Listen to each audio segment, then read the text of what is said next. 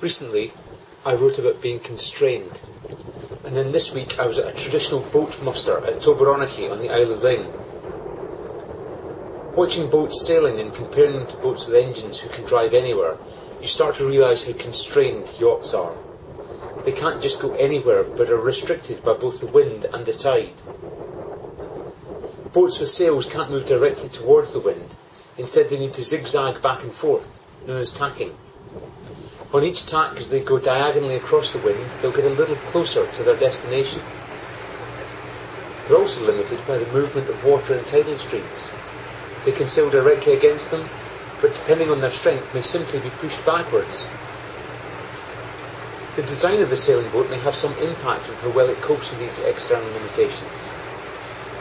For example, a Viking longboat will sail well in one direction, but once it has to turn round, like at the end of a tack, it loses a lot of speed and distance, since this is a long, involved process. Other boats will fare better than that. Likewise, some boats will be able to point their noses closer to where the wind is coming from, and consequently make better distance upwind on each tack. Finally, there's the question of the keel or the centreboard to stop the boat sliding sideways. Some designs are more effective than others, but then there's the consideration of beaching a boat, so a deep keel is no good for that. Sailors have long learnt to look at the wind and tide conditions and plan trips accordingly.